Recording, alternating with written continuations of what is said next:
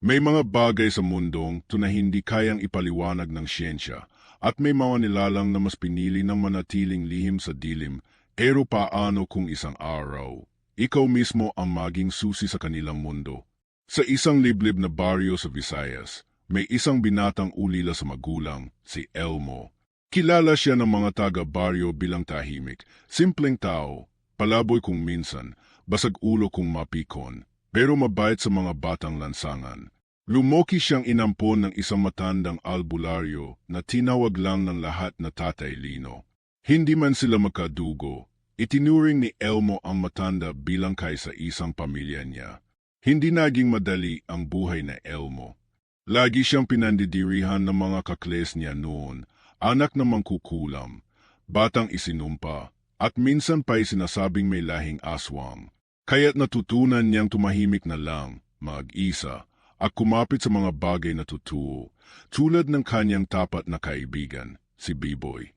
Si Biboy ang kabaliktaran ni Elmo, masayahin, palabiro, laging may kwento tungkol sa crush niyang tindera ng kikiam sa eskinita.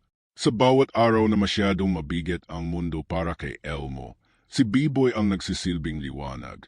Per, kahit ulila ka, hindi ka mag-isa. Nandito ako, may baon akong hopya. Tapos sabay silang tatawa.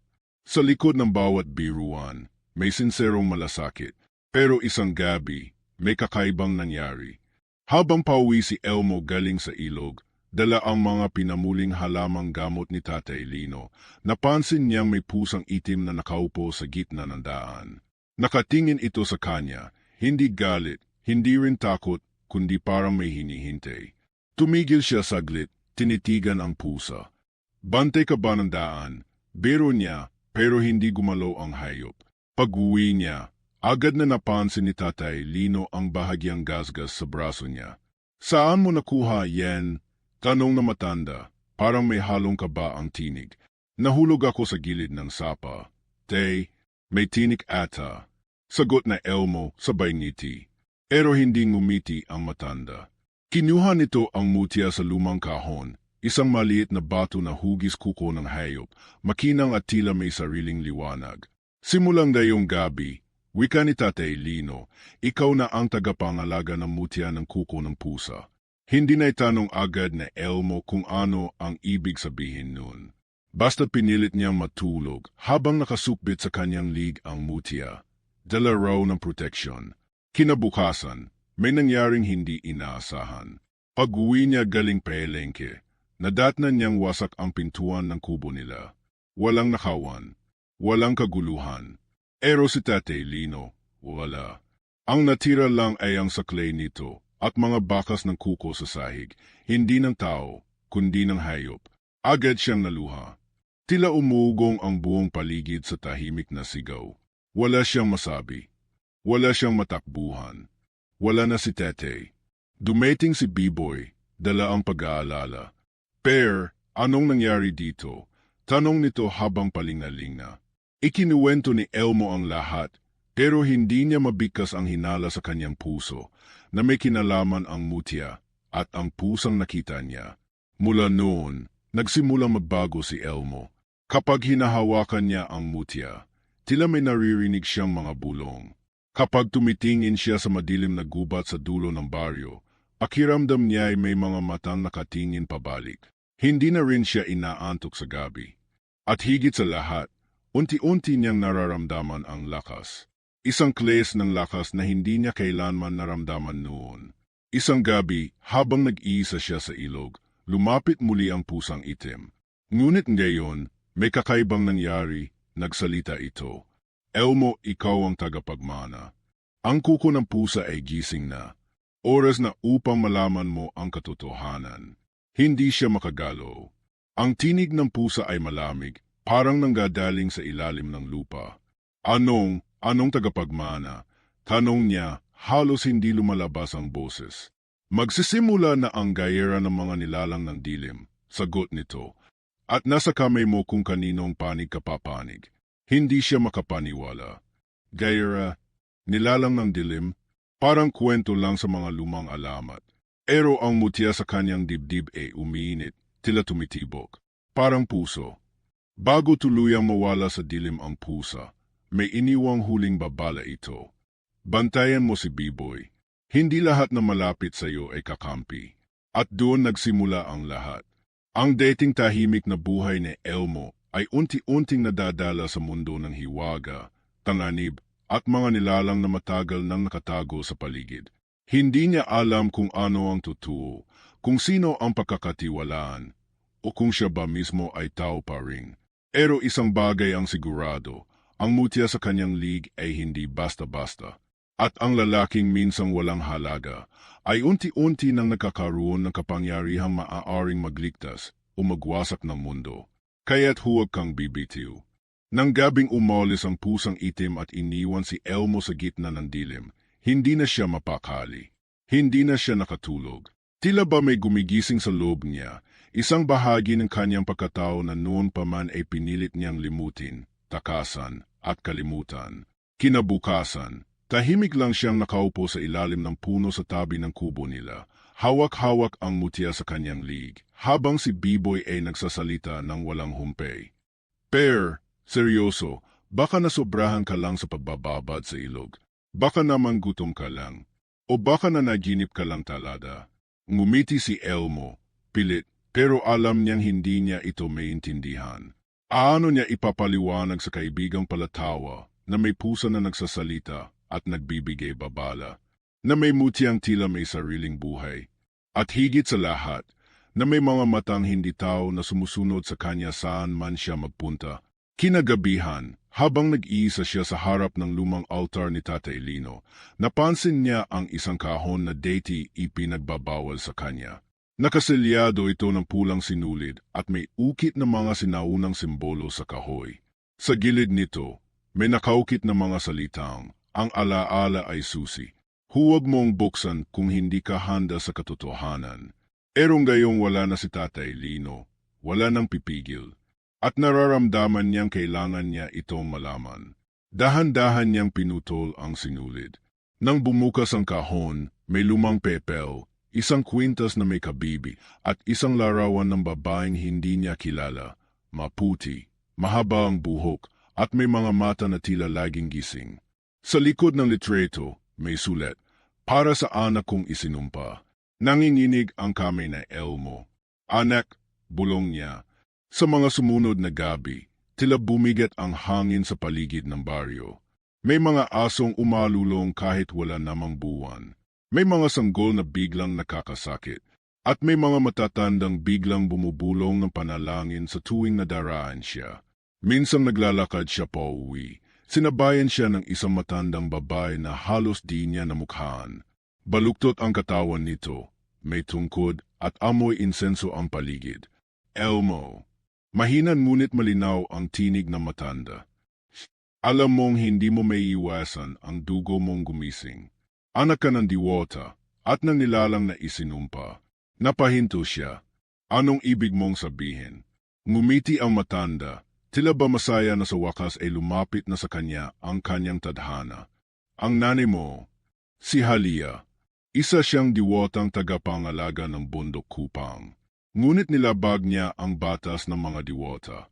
Umiibig siya sa isang nilalang ng gabi, isang aswang, tagapagdala ng dilim. Napalunok sa Elmo. Pakiramdam niya ay sinuntok siya sa dibdib. Aswang, tumango ang matanda. At ikaw, Elmo, ay bunga ng pag-ibig na iyon. Ikaw ang tagapagmana ng dalawang makasalungat na mundo. Hindi niya alam kung matatakot siya o maluluha. Peti ba ang sarili niyang pagkatao? Kasalanan na rin? Biglang inilabas ng matanda ang kabibi mula sa kanyang tungkod, katulad ng nakita niya sa kahon. Ito ang kabibi ni Halia. Isang sinaunang taguan ng alaala. Hawakan mo. Pagkaabot ng kabibi, tila may biglang liwanag na sumiklab. Kumikit si Elmo at sa kanyang isipan, dumaloy ang mga imehe. Isang babaeng may pakpak, nakatayo sa ilalim ng buwan, isang lalaking may itim na mata at mahahabang kuko, isang sanggol na isinilang sa gitna ng bagyo, at isang pangakong sinira ng panahon. Pagdilat niya, hingal na hingal siya. Anong nakita ko? Ang simula, sagot na matanda. At kung hindi ka kikilos, maulit ang madugong kasaysayan. Pero, hindi ko to gusto, bulalas niya. Hindi ako bayani. Hindi ako Diyos. Gusto ko lang na tahimik na buhay. Tumango ang matanda. Lahat tayo may gustong takasan. Pero kapag ang tadhana na ang humabol sa iyo, ikaw lang ang makakapili kung lalaban o magpapalamon. Umalis ang matanda na parang bula. Naiwan si Elmo, hawak ang kabibi, at 1,000 tanong sa puso. Kinabukasan, bigla siyang tinawag ni Kapitan Doro, ang matandang pinuno ng baryo. May mga tsismis daw na si Elmo ang dahilan ng pagkamatay ng mga alagang hayop, ng pagkakasakit ng mga bata, at ng mga nawawalang itik sa ilog. Lahat ng matay nakatutok sa kanya. Puno ng takot, galit at pagdududa. Hindi niya may paliwanag. Gusto niyang sumigaw. Hindi ako. Hindi ko kasalanan. Pero nakita niya ang sarili niya sa salamin ng barangay hall, ang kanyang mga mata. Minsan, tila kumikislap sa dilim. Per, sabi ni Biboy matapos siyang pauwiin. Nagbabago ka na. Iba na yung tingin mo. Iba ka na magsalita. May tinatago ka ba sa akin? Hindi siya sumagot. Kasi ang totoo, kahit siya, hindi na niya alam kung sino pa siya. Sa mga sumunod na gabi, nagsimula siyang mag-ensayo sa mga iniwang aklat ni Tatay Lino. Mga panalangin laban sa nilalang ng dilim. Mga seremonyas ng proteksyon, pag-control sa mutya, pero mahirap. Minsan, sinusuka siya ng sarili niyang lakas. Minsan, napapanaginipan niya ang kanyang ina, umiyak, tinatawag siya. At sa isa sa mga panaginip na iyon, may tinig siyang narinig. Elmo, paparating na siya. Ang aswang na ubod ng lakas, ubod ng galit, at may sugat na hindi gumagaling. Ang ama mong isinumpa ay nagbabalik. Napamulat siya, pawis na pawis.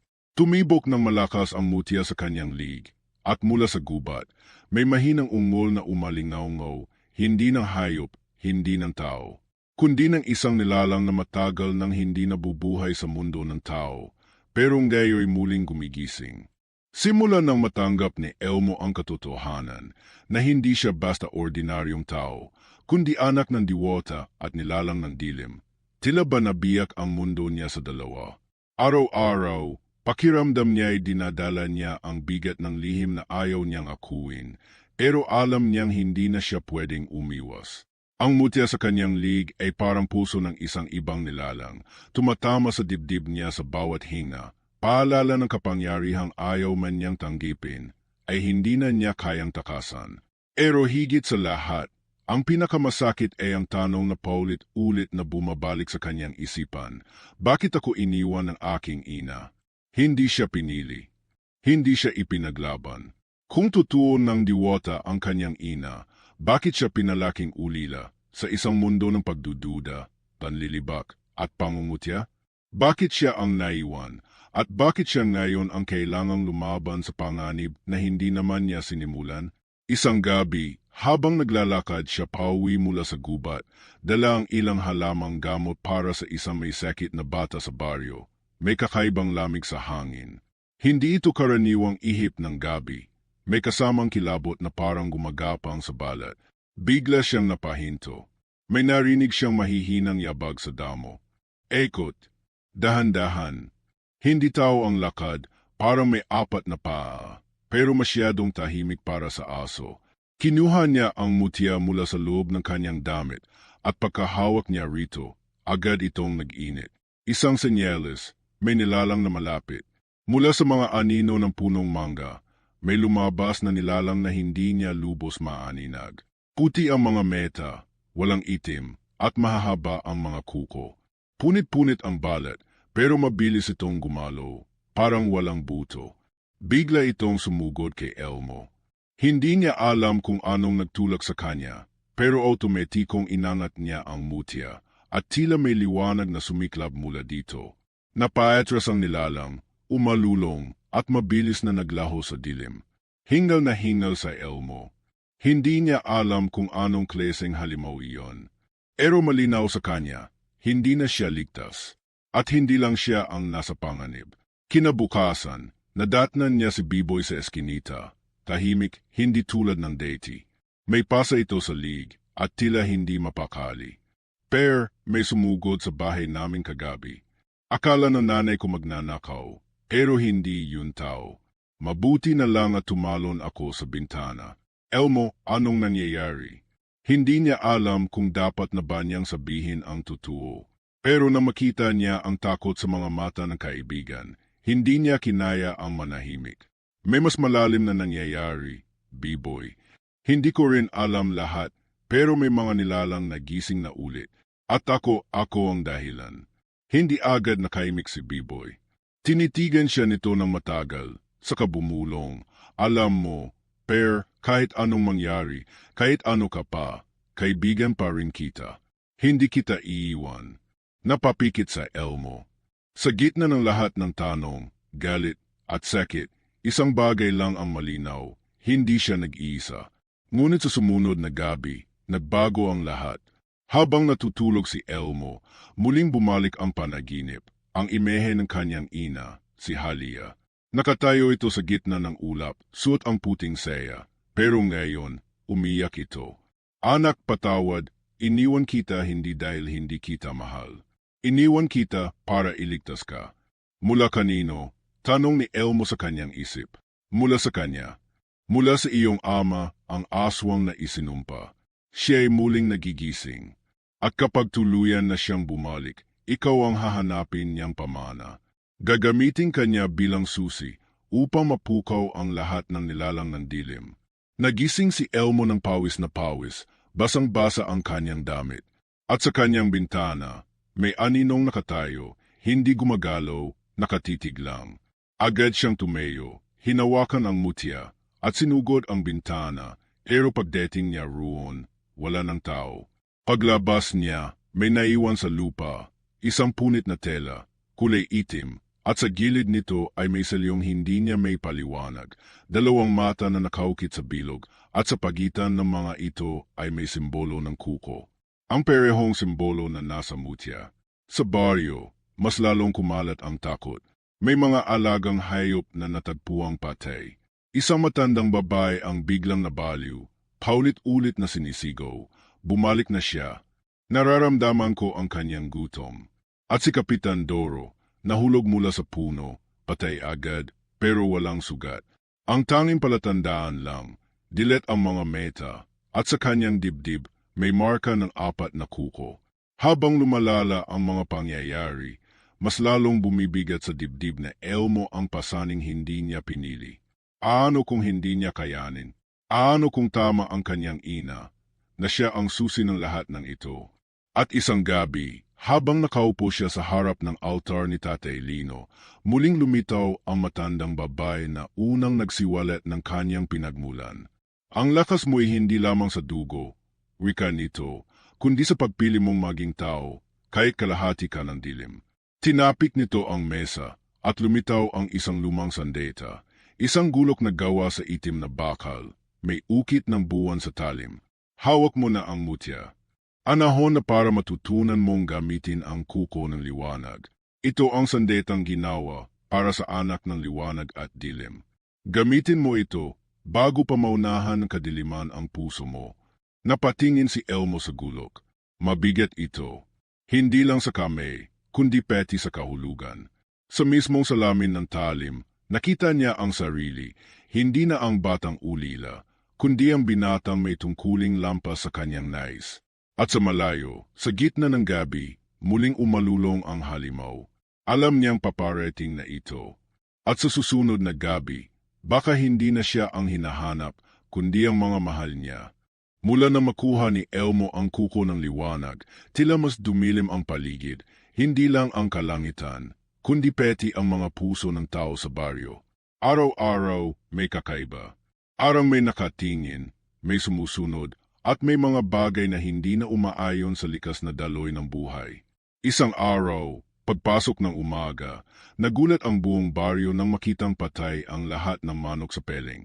Lahat, sabay-sabay, walang sugat, pero dilat ang mata at tila namatay sa matinding takot. Ang mga matatanda, nagdarasal habang binubulong ang mga luma't makalumang panalangin. Ang mga bata, pinagbawalang lumabas kapag takip silim. Naging balita rin ang pagkamatay ng isang dalagang dalaga sa kabilang sitio, natagpuang nakaluhod sa ilog, para bang may hinintay na hindi dumating. Ang balet niya ay malamig, at sa kanyang batok may naiwan na marka ng 4 na kuko, gaya ng kay Kapitan Doro. Si Elmo, sa kabila ng pagkalito, ay pinilit ng sanayin ang sarili. Sa gabi, kasama si B-Boy, nag-iensayo sila sa likod ng lumang kubo ni Tatay Lino. Tinuruan siya ng matandang mahiwagang babae kung paano gamitin ang gulok, kung paanong ang lakas ay hindi lang sa galaw, kundi sa paghinga, sa damdamin at sa disiplina ng isipan. Pero si Elmo, kahit may sandeta, may mutya, at may kaalaman, hindi pa rin lubusang handa. Sa tuwing tititigan niya ang sariling anino, para bang may bumubulong. Minsan tinatanong niya ang sarili, ano kung totoo ang sabi ng ina ko? Na ako ang susi, na ako ang tulay ng dilim? Sabi ni B-Boy habang nakakap sila sa ilalim ng puno, kung ako ang may ganyang kapangyarihan, baka tumakbo na ako. Pero ikaw, nandito ka pa rin. Alam mong takot ka, pero hindi ka umaatras. Napangiti si Elmo. Hindi ko alam kung tapang to. Wala lang talaga akong ibang mapuntahan. Natawa si B-Boy. Pareho lang din yun minsan. Ngunit kahit may halakhak, ramdam nilang papalapit na ang oras. Lalo't lumalalim ang gabi, mas dumadami ang senyales. May aw na sinundan si Elmo ng isang batang lalaki mula sa ilog. Tahimik lang ito. Nang tanungin niya kung bakit siya sinusundan, bigla na lang itong tumigil at nagtanong, "Gusto mo bang malaman kung paano ka mamatay?" Napaatras sa Elmo. Paglingon niya, wala na ang bata. Nasa harap lang niya ito, ilang segundo lang ang nakaraan, pero parang bula itong naglaho. Nang tingnan niya ang lupa kung saan ito tumayo, may naiwan, isang piraso ng balahibo ng uwak nangingitim sa gilid, parang sinusunog mula sa loob. Kinagabihan, habang natutulog si B-Boy sa loob ng kubo, nanaginip siya ng apoy, isang bayan na nilalamon ng itim na usok, mga aninong may pakpak, at si Elmo, nakatayo sa ibabaw ng bangkay ng isang halimaw, umiyak, duguan ang mga kamay. Pagkagising niya, hindi niya agad sinabi ang panaginip kay Elmo.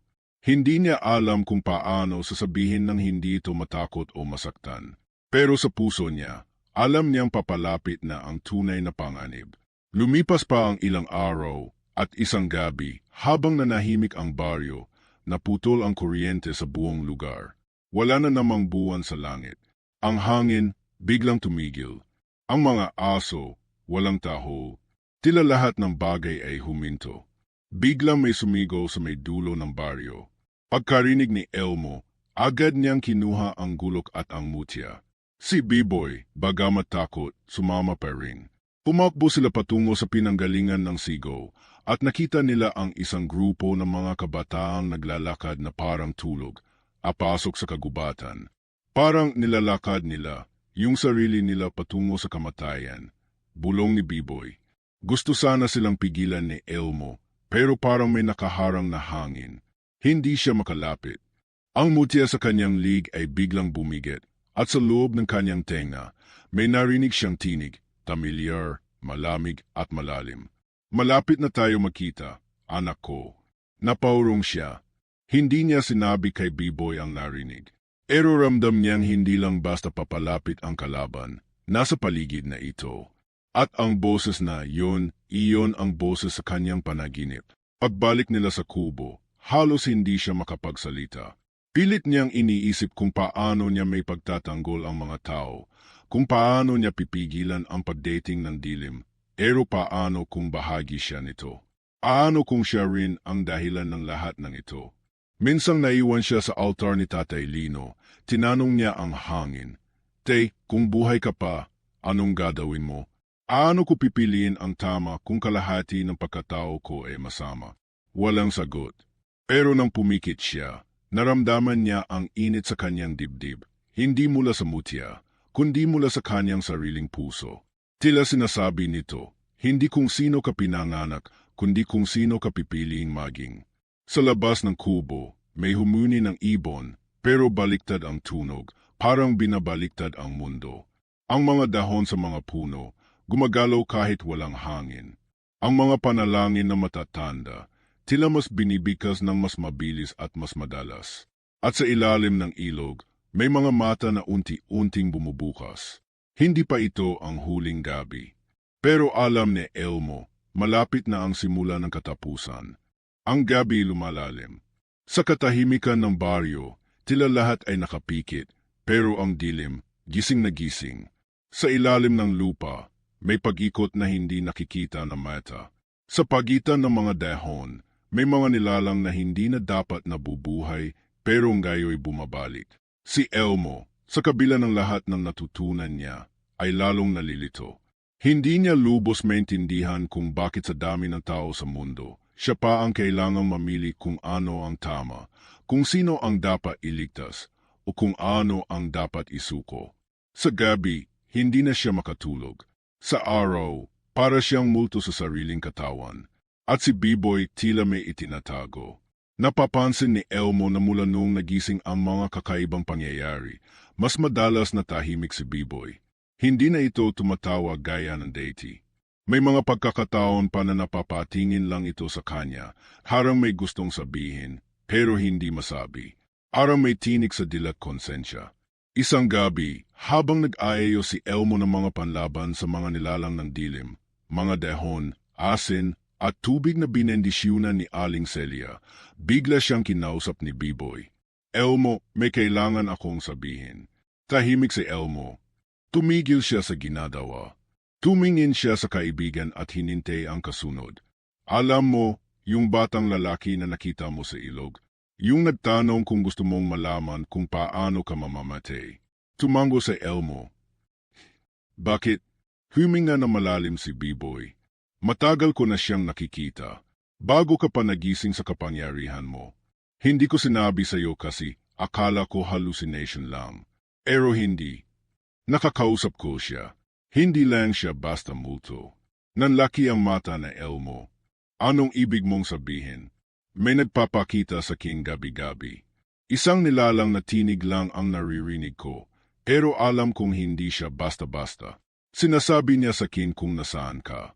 Sinasabi niya kung anong ginagawa mo. Elmo, alam ng nilalang na yon ang bawat galaw mo. Hindi agad makapagsalita si Elmo. Parang may tumusok sa kanyang sikmura.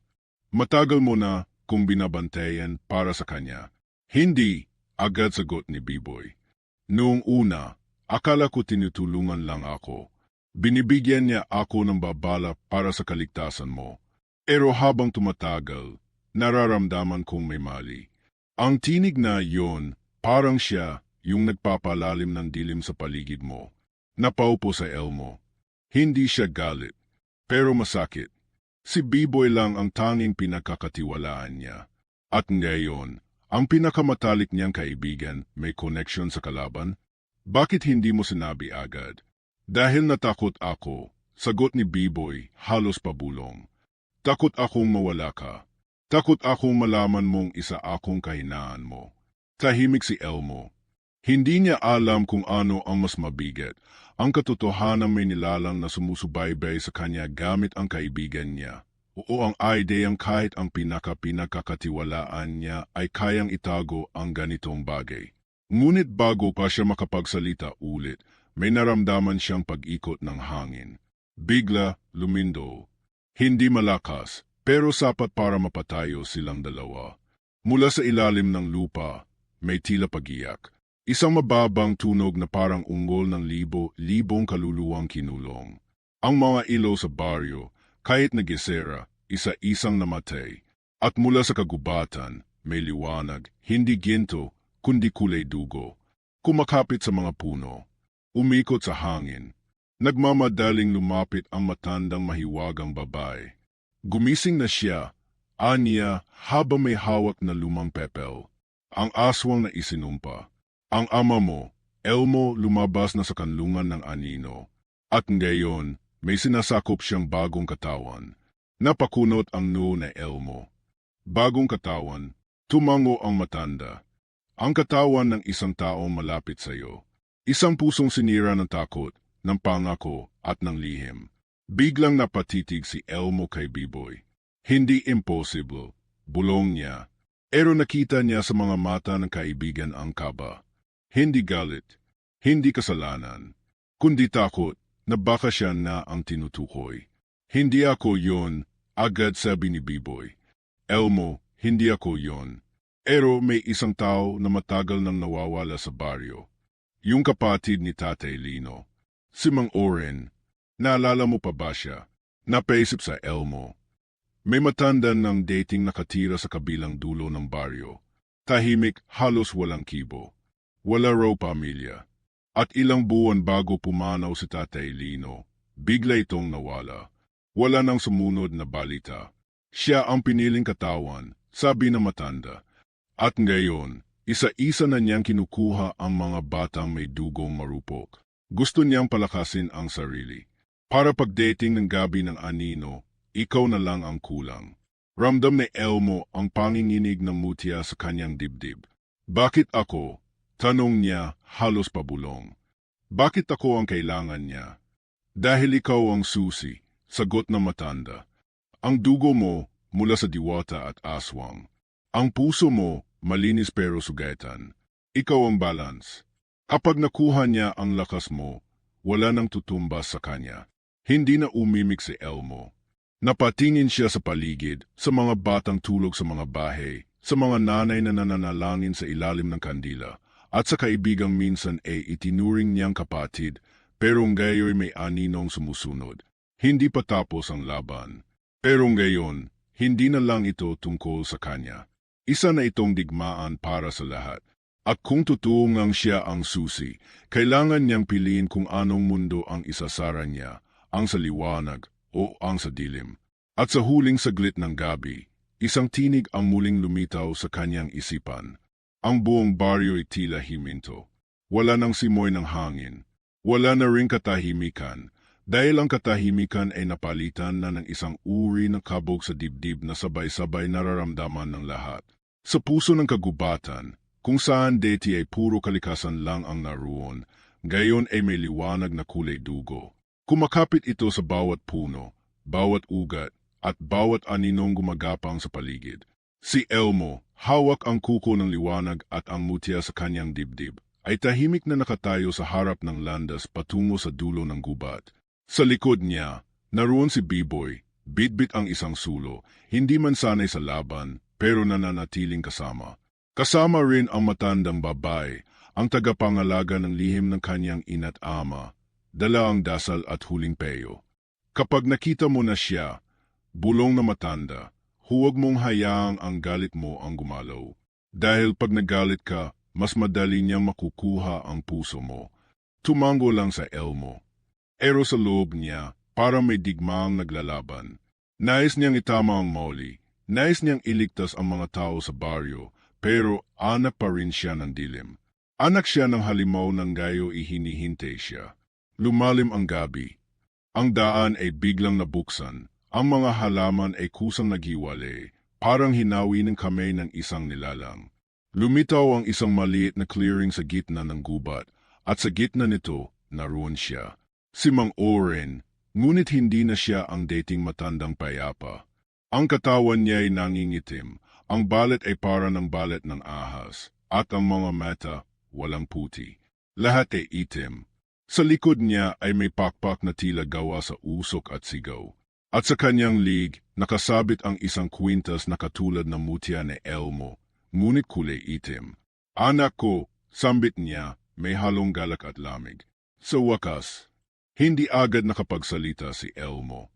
Gusto niyang lumaban agad, gusto niyang wakasan ito, pero ang tinig na nilalang sa harap niya, tila babahagi rin ng kanyang sariling boses. Hindi mo ako ama, maring sagot na Elmo. Hindi mo ako pagmamay-ari. Tumawa si Mang Oren, isang tawang hindi tumatawa, kundi sumusugat. Anak kita ng dilim at anak ka rin ng liwanag. Walang makatataka sa katotohanan. Lahat ng ito, ang pagkamatay ng alaga, ang pagkabaliw ng matanda, ang pagkawala ng iyong ina, lahat yon ay para sa isang dahilan.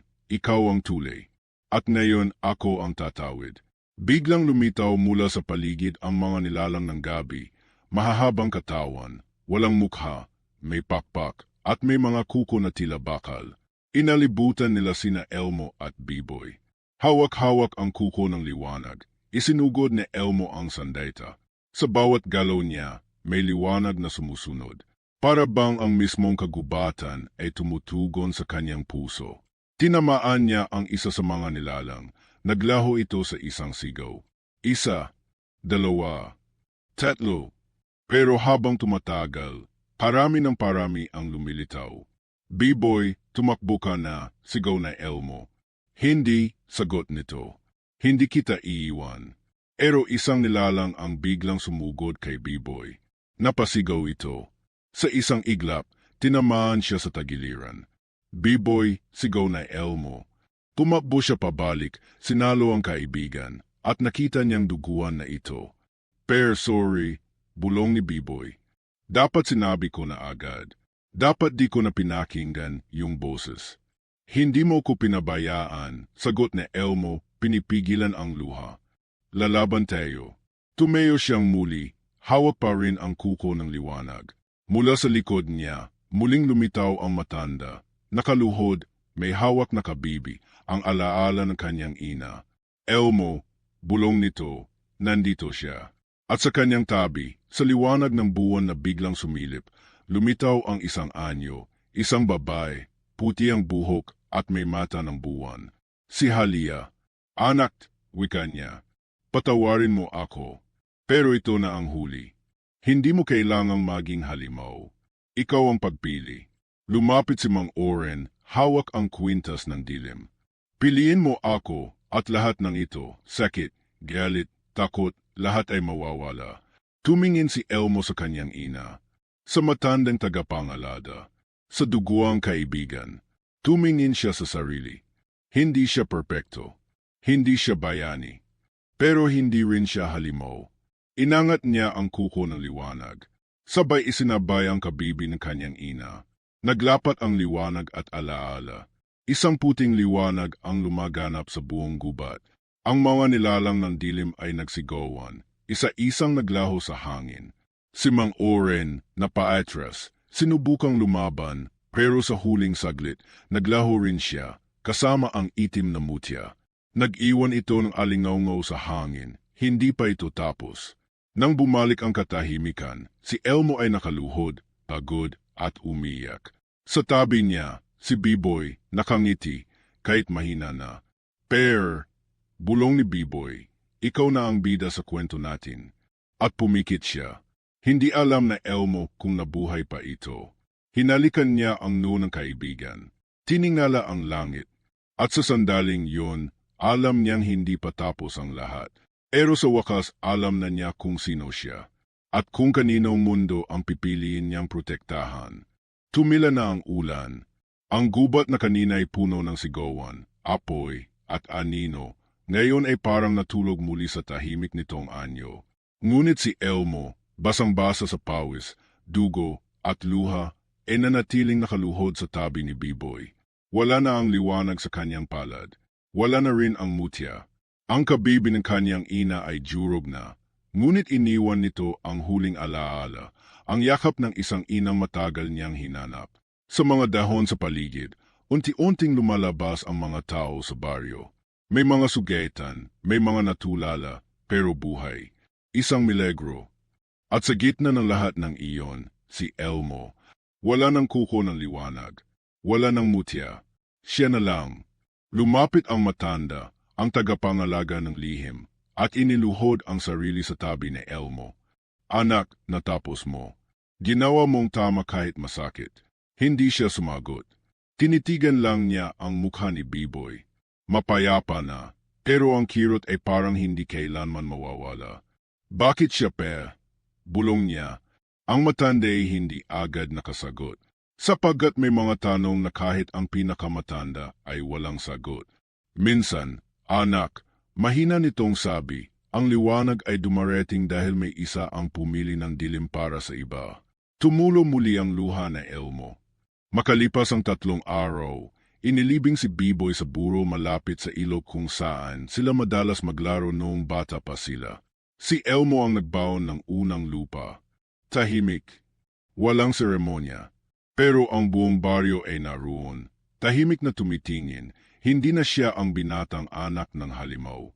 Siya na ngayon ang tagapagligtas. Subalit hindi iyon ang gusto niya. Hindi iyon ang dahilan kung bakit siya lumaban. Lumaban siya hindi para sambahin, kundi para putulin ang tanikala. Ang sumpang iniwan ng kanyang ama, ang lihim na tinago ng kanyang ina, ang takot na bumabalot sa buong baryo. Lumipas ang mga araw. Muling nagtanim ng palay ang mga tao. Muling bumalik ang ingay ng kalabaw sa bukid. Pero si Elmo, madalas na lang sa itaas ng buro. Tinitingnan ang malawak na kagubatan, hinihintay kung kailan muling lilitaw ang anino ng dilim. Isang araw, lumapit ang batang babae na dating sinumpa ng halimaw. Si Telia. Ngayon, malusog na ulit, may ngiti na sa labi. Kuya Elmo, anya, totoo ba na bayani ka na? Napangiti si Elmo kahit pa may lungkot sa kanyang mata. Hindi. Ako lang ang pumili. Hindi bayani. Pumili ng ano? Pumili ng liwanag kahit mas madali sanang magalit. Umupo si Talia sa tabi niya. Tahimik silang dalawa.